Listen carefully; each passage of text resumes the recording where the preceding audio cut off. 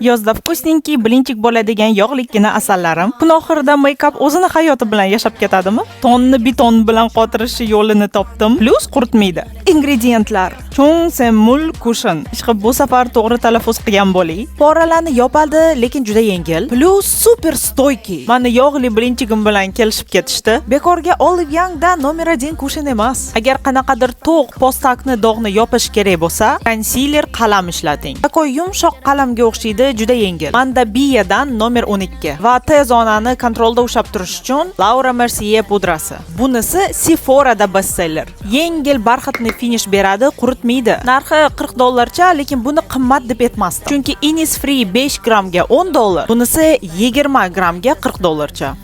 Plus bu pudra mani yuzimda Innisfree'ga nisbatan ko'proq turar ekan va oxirida fiksator bilan qotirsa bo'ladi. Men uchun bu opsionalni har kun ham qilmayman. Ну все, bye bye.